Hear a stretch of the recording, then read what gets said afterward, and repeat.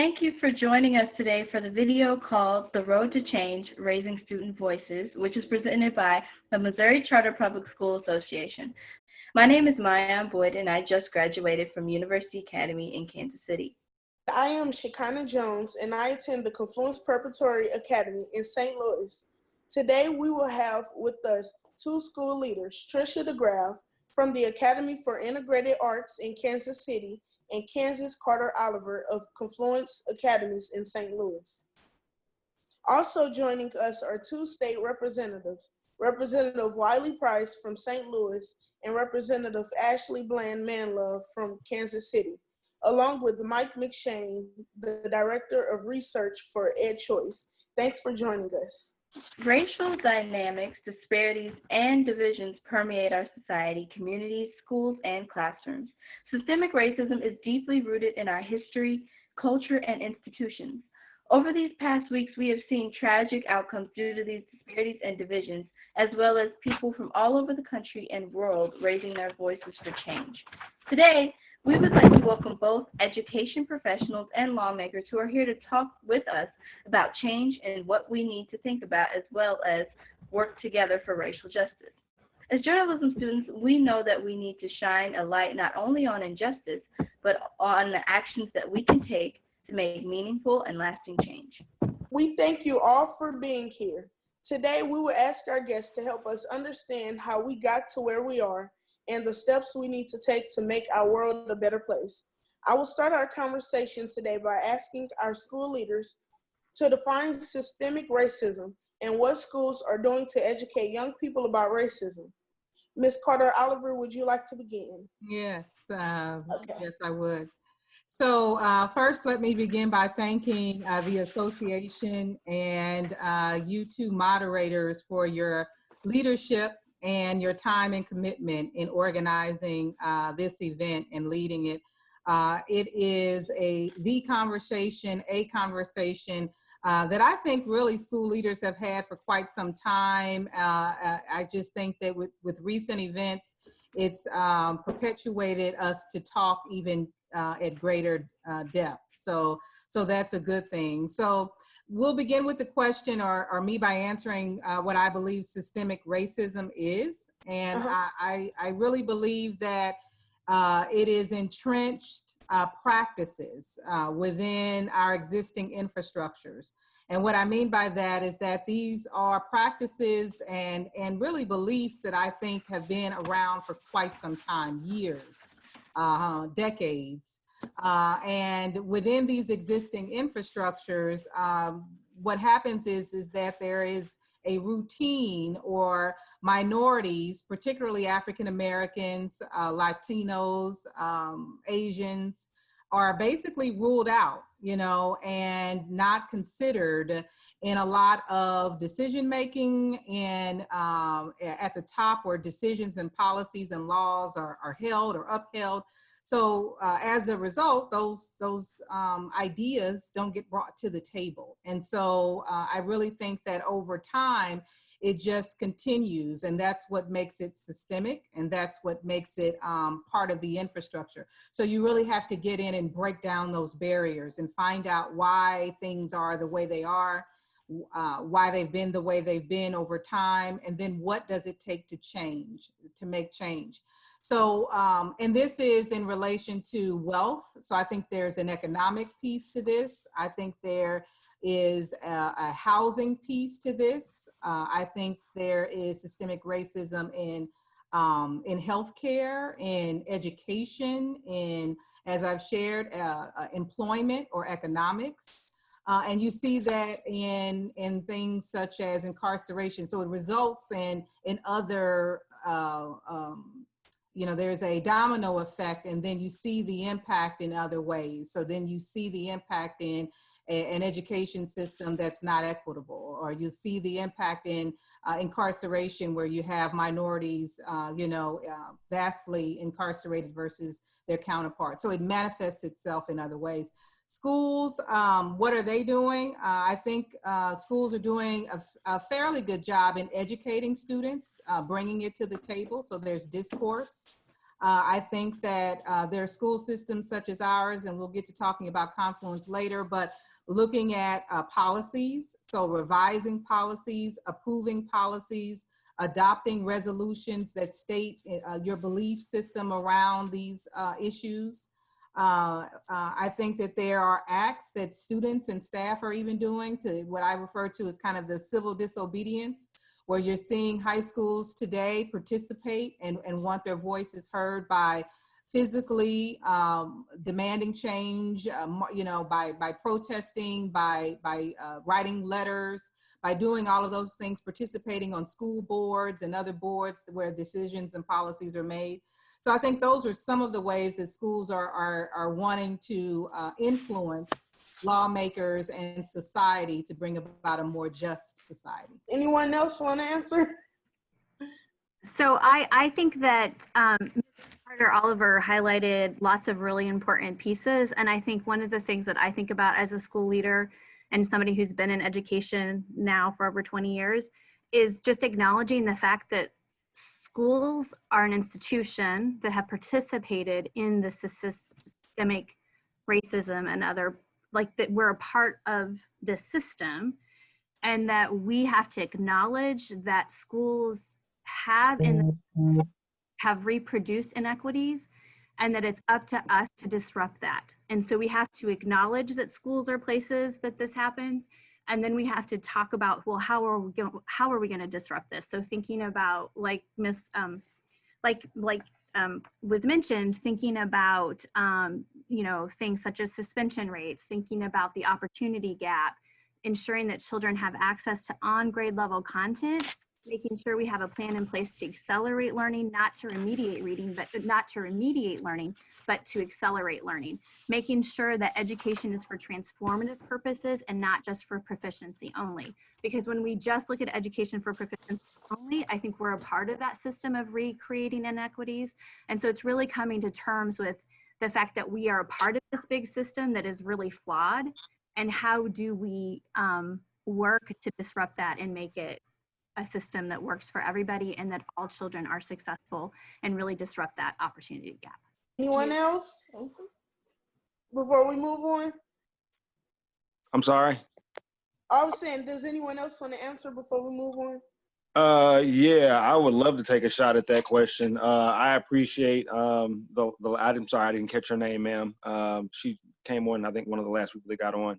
Anyway, her comments about schools and higher education, and I'd even go as far as to say religion. I think that they have all been key players in systemic racism and indoctrination, and just drilling in a very specific kind of implicit bias into our kids and grown-ups. And I think that is a part of the re-education of America, really. I mean, until like Jim Crow laws are common knowledge, and mass incarceration and really what that means, and how the 13th Amendment plays into mass incarceration and slavery, until like your average, junior or senior in high school knows what convict leasing is, or the Vagrancy Act of 1866. I mean, these are all the pieces of legislation that were key in systemic racism, redlining. I mean, the list is long. Black codes. So I think all of these things are part of systemic racism, and until we really, really address racism in its entirety, we're not going to go anywhere. It's psychology 101. You can't move forward unless you address the past. I would like to ask our state lawmakers about the role of government and how it plays in promoting justice, and what types of laws or anti-racism policies are needed for police departments. First, thank you for inviting me to be on this call. My name is State Representative Ashley Bland Manlove.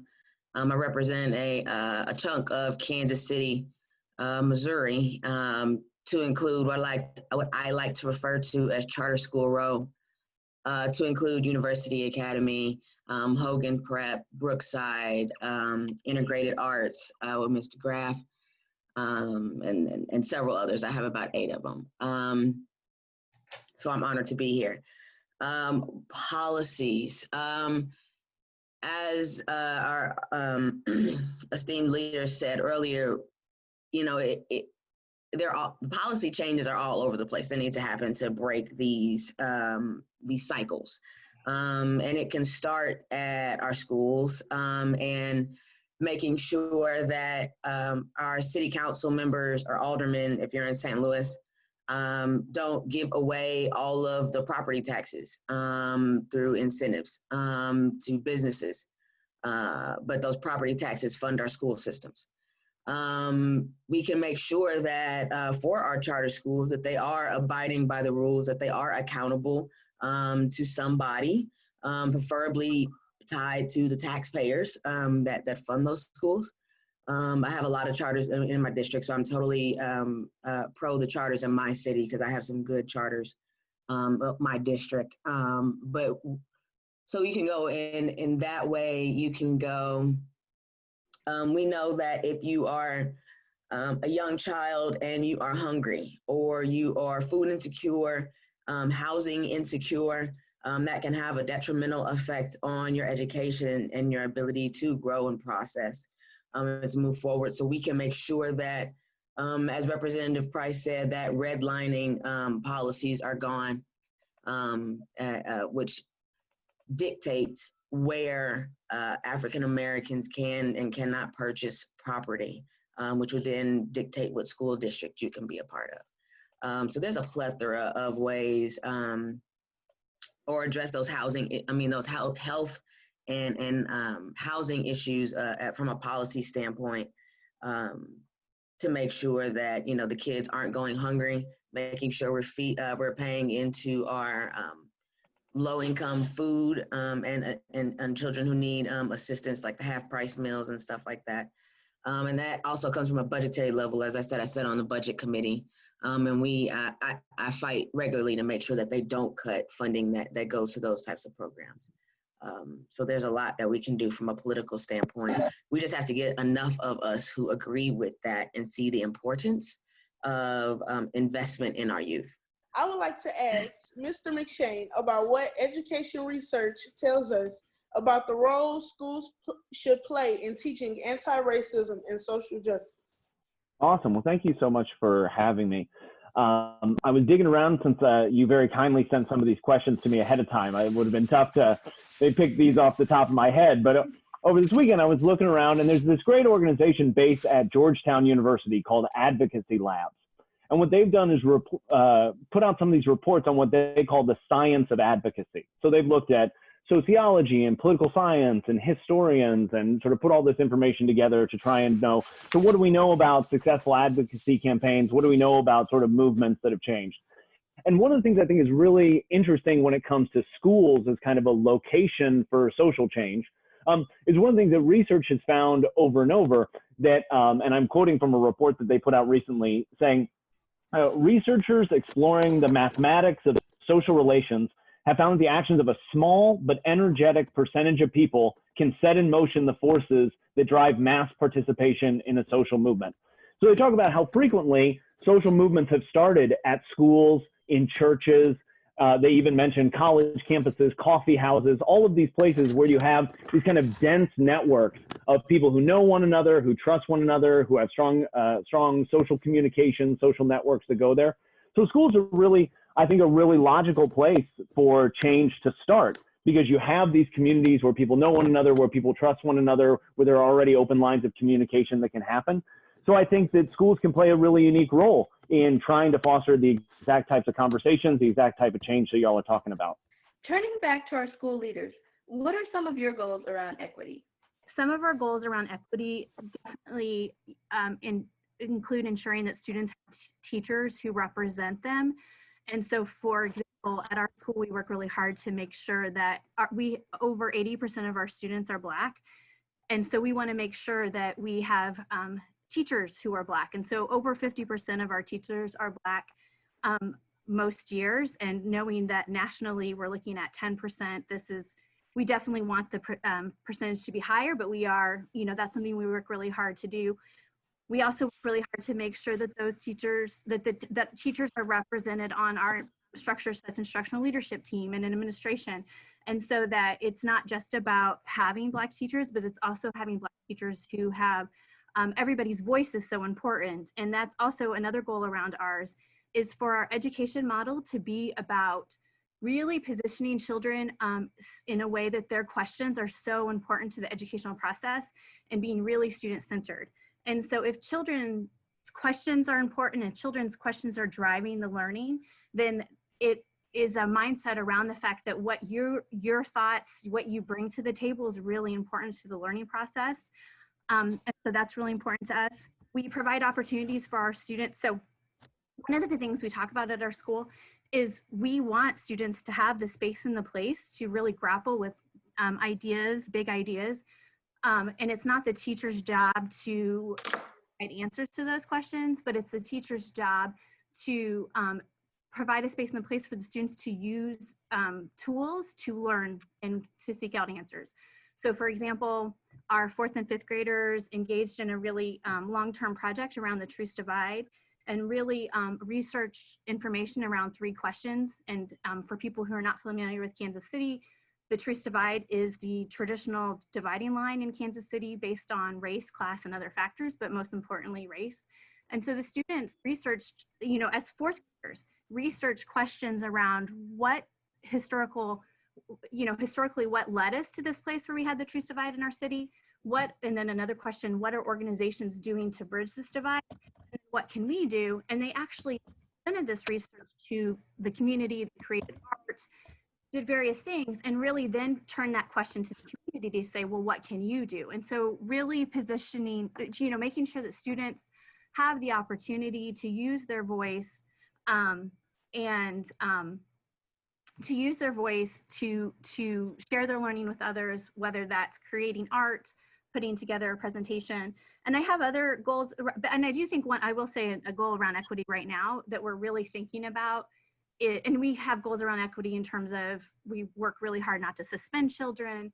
We're really aware of the school to prison pipeline and the fact that Black students are often suspended more often than white students, and really working to disrupt that. But also thinking about how do we do an even better job to bring in voices and not just the listening, but also the action. Like, how do we do a better job to ensure that we're in elementary school, so how do we do a better job of ensuring our students' voices, families' voices are a part of all of our work that we do as a school to better disrupt the systematic racism and that does exist. But I'm going to pause because I want to hear from others as well. Can I just interject here and ask you how many Black male teachers you have at your school? So that is a great question, and it's always a growth area for us. Next school year, out of about 15 teachers, we'll have 1. So you're right, that's an incredible, important issue, and it's something we care about as well. So thank you for bringing it up. Yeah, I think that will have a huge effect on the response you get from your children, both Black and white. I think when you do a deep dive into that area, you find that we have a bunch of statistics that show that for whatever reason, and I don't, this is not my field, but again, the statistics that I've come across show for whatever reason, Black and white male and female children seem to take and listen to and have less of an authority struggle with Black male teachers than they do with others. But so for me as a Black male, when I hear elementary schools are K through 12 talking about empowering their youth, but not giving them an example that looks like them to learn from, to me, it's not counterproductive, but I feel like it slows the growth that you're looking for. And we have to also ask the question, why do we not have more Black males going into education? Why do we not? So I do think that also thinking about the fact that these are systematic issues. One thing that's been talked about in the research is that, perhaps have good school experiences, and so then they if you don't have a good school experience, you don't necessarily want to go back and be a teacher in the system. And so how can we better as educators make sure that all of our students and our Black students are getting a really good education that inspires them to want to be a teacher, et cetera. So thinking of, but I'm gonna pause again. But it's a great question. If I could interject really quick as just an educator, just to go along on that basis, also remembering that history for our students started before slavery. A lot of times students just hear about slavery and the struggle and the resilience, and that's a big part of our history, but also giving them something to understand that African civilizations began way before that, and just giving them that sense that they can tie into, wait, here's something where we had these civilizations and all of this happening before we got to America, just to give them that sense of identity, that positive sense of identity that I've had to do over the years, because that wasn't in education. And then speaking to where you saying having teachers come back into the education system who have had experiences that may have not been positive, just understanding that occurs for a lot of special education students, that's generational, where parents have also had those bad experiences. So a lot of times it hits on the children and it continues generation after generation. So just in education, kind of remembering to include that African piece, and also understanding that culturally what differences may arise in terms of how students may learn. African history is a lot more rhythmic, so understanding that our students may want to move, may want to be more social, and just accounting for those differences to kind of help with education, students of color. So if I may, I'd like to add and discuss confluences because our goals, because I think it really marries what Ebony and Tricia have shared. I first think it starts with us. It has started with our strategic plan that we've been deploying. It was written back in 2015, and we've been working that plan and are in the process now of revising it. But a portion, two domains of the plan include curriculum, number one, which is really what Ebony is referring to, and Tricia as well. What experiences, what's written in the curriculum, and then what experiences do we invite children to participate in? So by, their learning experiences include the breaking down of this systemic racism. And then the second is, one of our domains is teacher recruitment, retention, and reward. And we've been very good about actions over the years to be very specific in who we bring on, who we invite to do this work with us, and how we, so recruitment, retaining them over the years, and, investing in them, and then, rewarding them along the way when they've done such an excellent job. So those two of the four domains are really specific to supporting this effort around systemic racism. And we want to be a leader in that area. And we've done specific things that have allowed us to do that. So, I can think of recently, just as of Juneteenth, we had that just recently, actions and curricular actions that teachers put into place to support the education of that. What is it? Why is it? How did it come to be? So educating students and staff in regard to that. Our participation in Leader in Me, that is a program that really builds leaders in high school. And so how do you use your voice and advocacy in a good way?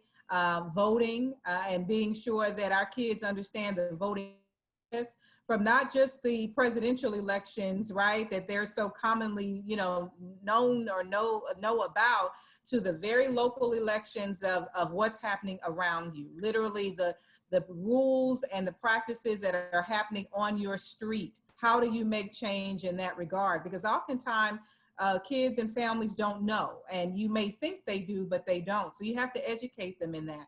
We have a partnership with SLU Law. SLU is right around the corner from us. And so it's helpful that we're able to engage them in our government courses. We've even partnered with the ACLU on acts just recently with we did a very, very rich discussion on the Central Park Five. So that came out, you know, the movie did, and a lot of the kids had watched the movie. And so what does that mean? And then looking at, you know, certain actions from and developing an argument to that in terms of a pro-con. Do you agree with what happened? Do you disagree with what happened? Why is that? What might have influenced that? Really getting kids to develop critical thinking skills around all of that. And then, you know, other things, like I said, you know, too, just looking at our employment practices. I think Tricia and Representative Rice hit the nail on the head. Our schools have got to be diverse and look like the kids and families that they serve. And you're right, when we go out and look at a pool of candidates, right, we need effective people and we need people who represent, and you're looking for them. And sometimes they're there and sometimes they aren't. So then we've got to participate in the growth of that. And so even one of our partnerships now with Harris Stowe State University, where it's a grow your own program, but what it does is it takes high schoolers and enrolls them in the College of Education there at Harris Stowe that says we want to build teachers or build social workers and build counselors and build, and some of that is looking at, well, what practices don't allow Black males in? What seems to be their barrier? And sometimes it's the test that may have some implicit bias. Sometimes it's the access, and it may be the cost of tests that you have to take. Sometimes it's getting there. There's a number of things, and if you ask enough questions, you'll be able to get deeper into that. But we're helping to support that by paying for the books for kids when they get there, by paying for the classes, the college level classes, by providing transportation. So that way you're eliminating these barriers to put them in the playing field, to give them the supports that they need in these avenues to contribute. So I think giving kids voices and having them participate in the dialogue, coming up with actions and solutions that address it, and then doing those things over time. And, you know, because we have to remember that there's no quick fix to this. Systemic racism didn't get here, you know, quickly. It's really been practices and long, you know, these things have been going on for years. So it's going to take a regional effort and a state effort and a national effort to truly make change. But the more we do this, and for over time, we will see the change over time. Why do you think it has taken so long to achieve racial equity in our state and our nation? You know, you have to learn your history, you know, especially, you know, for the diaspora, which is the kidnapping and the bringing over to the Americas and the enslavement, and then prior to that. So we have to remember that the Constitution was written at the same time that slavery was going on in America. So on one hand, they were saying, I'll give white men these rights, but then treat these Black people, brown people, or not as people, as property. So we have to remember that the inception of our nation was built on that, and then never addressed until the abolishment of that sin. So they never talk about it prior to until the abolishment of slavery. So they still never talk about it. They still act like slavery was like 3,000 years ago, or like with like the Egyptians or something, and it's amazing to me. And it was only 5, and we did not get the equity that we do have. That's been the last 50 years, so that's been within our grandparents' lifetimes. No, we don't have like we don't like. Can I jump in real quick? Can I just? Sure. I'm sorry.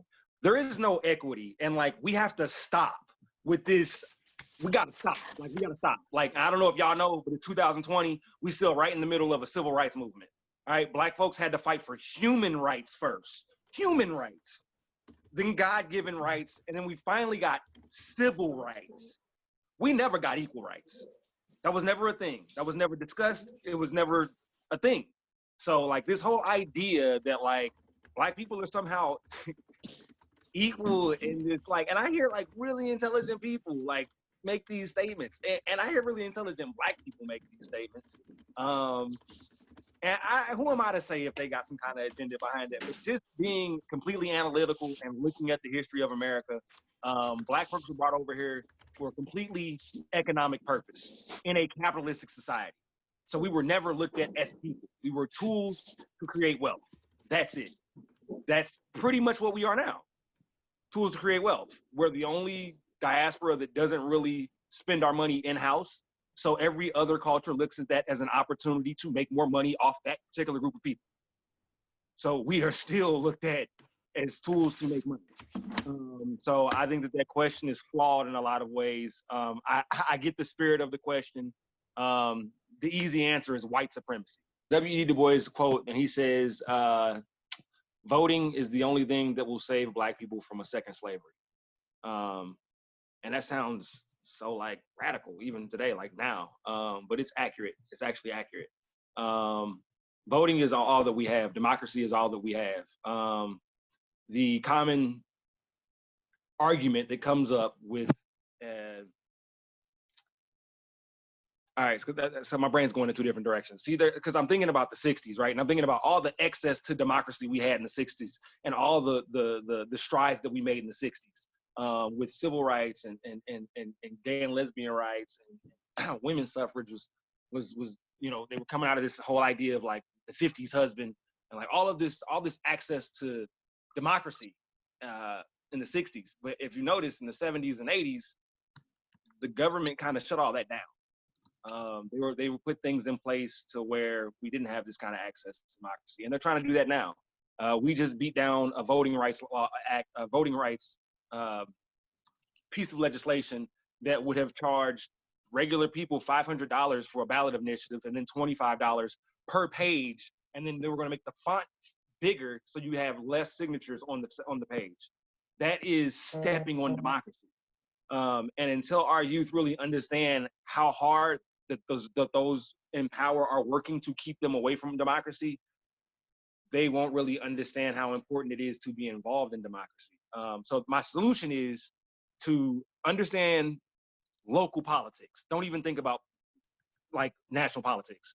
I feel like we make the mistake and think about politics. We only know the executive branch. We only know our mayors, our governors, and our president. But the real players, the people that really move the needle, are the legislative branch. And a lot of our young people do not know who their state rep is. They do not know who their state senator is. Most of them may know who their Fed senator is, but most of us do not know our local politics and our local politicians. And as the woman stated earlier, most of these big movements started locally at a local school, or the gentleman at a local school or a church.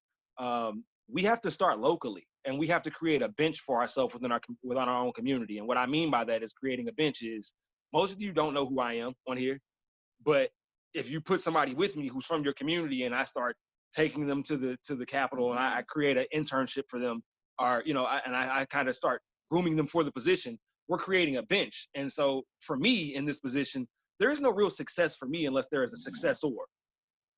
That's how I will measure my success. Who will come from behind me? And until our youth really understand the power of local politics, it will be harder to make those strides. The generation that we're in right now, they have definitely stepped away from politics. I hear all the time, I don't really do politics, man, which is ridiculous because that is the law of the land. That is what rules the world. So I think the solution is to get very, very involved in politics in whatever angle that you decide. If you decide to become an elected official, if you decide to just start a neighborhood watch or get involved in the local ward meeting or whatever, those are all steps into politics. That's all political.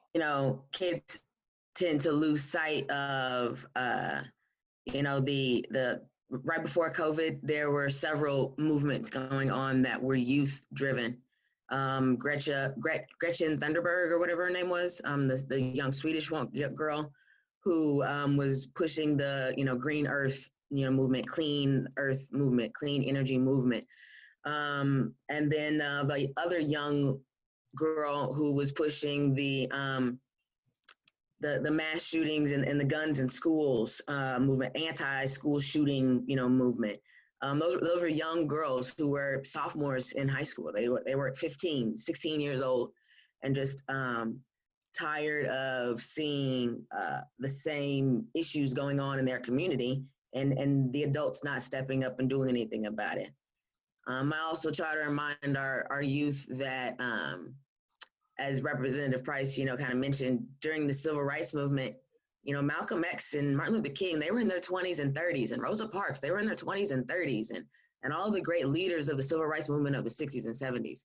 And even, if you want to go in and dig deeper into our communities, the Black Panther movement, which was not meant for violence, but for protection of our community and to restore the community that those chapters resided in with, school tutoring and groceries for mothers. WIC before was a thing, but on a federal level. So it has been young people who have created the change that we have garnered right now. I tell people, do you realize that you determine the price of milk? And they say, how?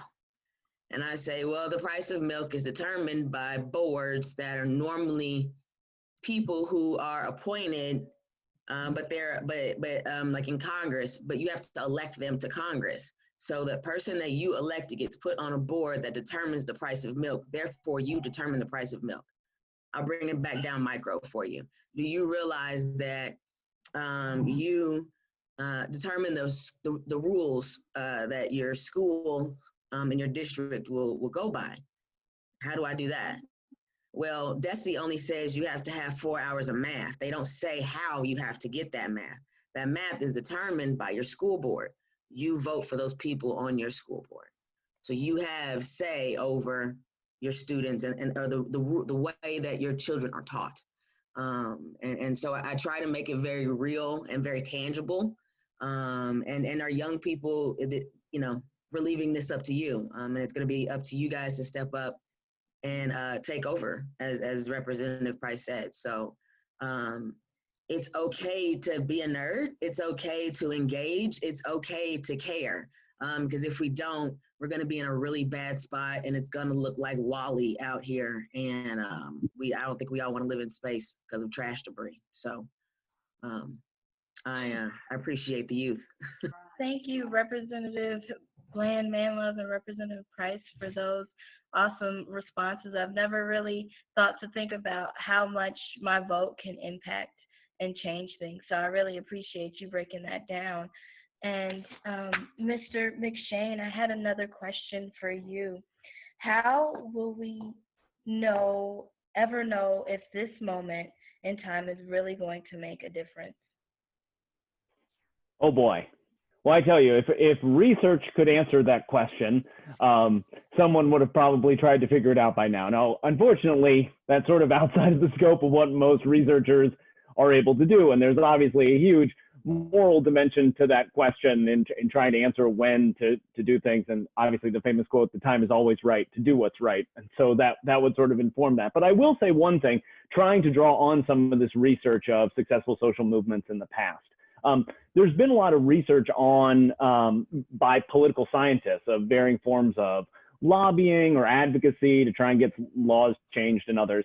And one of the things that they consistently find, and I would imagine our elected representatives here will potentially agree with me on this one, but one of the most powerful things is just public opinion, right? So if public opinion is on your side, it's easier to get things passed than when public opinion is against you. It's not impossible when public opinion is against you, but this is obviously the sort of sort of politics one-on-one. It's a mathematical game. You got to count up enough people to get you over the side.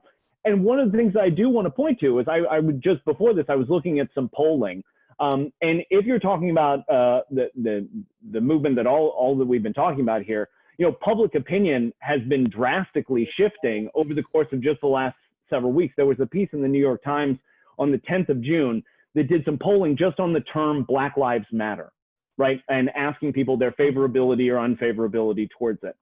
And what they found was that the positive shift in public opinion towards the term Black Lives Matter shifted more in the last 2 weeks than in the 2 years before that. So there's clearly a large cresting wave of public opinion that's happening.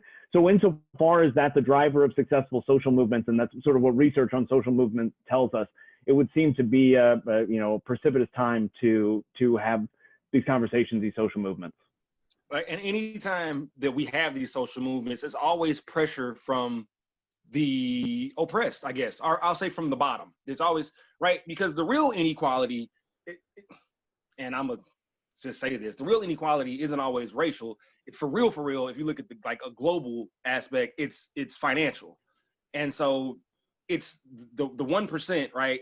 It's those that are coming and putting pressure on the 1%. That 1% is usually the people that are influencing the businesses, that influence the lobbyists, that push the laws, right? That's the trickle down effect. And so I think that at any time in history, like I think I was just reading about James Madison, and I think during the Constitutional Convention, he was arguing that we were giving the poor too much access to democracy. I think that that ideology and that kind of mentality still very much exists in politics and in big business.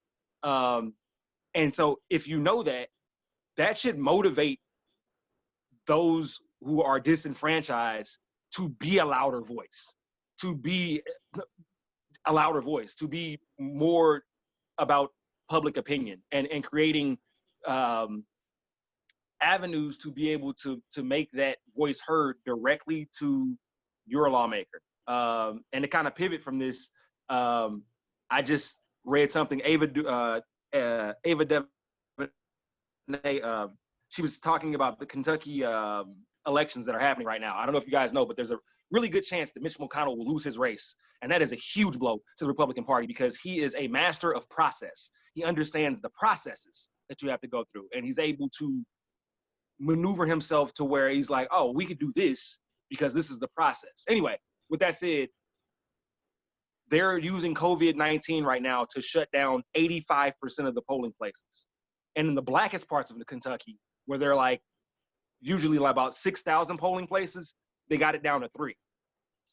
So this is one of those times where it can't just be the people in Kentucky that are making a big deal out of this. This has to be a national push right now to say, hey, we can't have another Georgia and Wisconsin in Kentucky. So I wholeheartedly agree with the gentleman who just spoke about public opinion and that being able to put pressure on those who are able to push the green or red button. Yeah, and if I could just add one more thing that I think is important to build on what Representative Bland-Manlove said. You know, school board elections, which are incredibly consequential, huge amounts of money are spent, and others are often decided by very small numbers of people. You know, Missouri has 518 school districts. We actually, compared to lots of other states across the country, we have lots of very small school districts. And so those elections can be decided by the tens of votes, certainly by the hundreds of votes. So definitely getting involved in those types of local elections and those local questions where really, really small numbers of people can sway huge, huge decisions. I kind of wanted to go into the next segment and say we want to spend the next few minutes sharing our vision of the future, what our community would really look like if everyone was truly equal, and I kind of wanted to start that. And so my vision of the future is that just as these discussions are happening right now, that they won't stop, that people will continue to push and have these conversations and push for change, and that, you know, as I grow up, I want to become more involved in my community and have these and join programs that'll make sure that I am there to reach those who are younger than me so that we can all be pulled up together. There's no use of leaving behind my classmates who are younger than me. It's all about moving forward together, and that's my vision for the future. Everyone working together to make change and make educated decisions and to grow as a people and evolve. And so my vision of the future is well, basically what a lot of people really want to see is like African Americans being treated equal and seeing like I guess basically seeing people's houses not being deprived of their fathers and sons and all of this. So basically just seeing where we get the same opportunities and where we're not judged by the color of our skin, but by like our character or the type of person that we are outside of that. And yeah, basically that's what, and I want to see like a lot of unity between the different races, of course, and just to know that other races understand that we have went through certain setbacks in our life that have caused things not to be easy, just to have more understanding from other races and stuff like that. So yeah. Well, we should have just a few more minutes, and we wanted to see if you all would like to ask us any questions. I don't really have any questions, but I appreciate you two taking the initiative to do this, or volunteering yourselves to do this talk. I think the word you were looking for is empathy, and that means I understand. I might not have been through what you've been through, but I understand the pain that you feel or the disenfranchisement that you faced, and so I feel that pain with you. Which makes me then open to hearing your story and understanding how we can go be better going forward. You said we're all different races. No, we're the human race. And that's what we need to remember, the human race. We're just all different cultures, and that should be a beautiful thing, with the many shades of beautiful people that are on this planet. And when we can remember that kind of, those little things, Sesame Street messages, we'll be better. So this is our closing. Unless anyone wants to say something before we. Yeah, I know it seems corny because it always used to seem corny to me when I was coming up, and like somebody or see, when I was coming up, it was like rock the vote. It was like P. Diddy on like MTV. They're like doing some like weird vote or die. Yeah. Right? Vote or die. I remember that. Vote or die, right? Which always seems so corny to me, but like, yo, vote or die, man. Like, that's real. So that's my closing statement. They seem to be working harder than usual this year to stifle voting. In every community. It's not just the disenfranchised of the poor, the Black community. It seems like every community that wants to see America grow from the last 4 years is just been, again, I mean, I don't know if you guys are paying attention, Wisconsin, Georgia, now it'll be Kentucky. Like, there will be other states where people aren't voting, and it's by design, and we have to understand that, and we have to make a big deal out of this, and we have to scream. Know who your local politicians are, your state senator, your state rep, your alderman or your county councilman, and your school board. These are all people, even the school board. These are all people that could potentially eventually be your governor, your state rep, your senator. Know who these people are, man. Make sure you got the same ideology wherever you're living. That's my spiel. Okay, thank you. Okay, and this is our closing. We will want to thank all of you for sharing your thoughts with us today and listening to our voices. The road to justice has been long and filled with pain, but today there seems to be more hope and a stronger will for change. Thank you. Thank you. Thank you. Thank you. Thanks.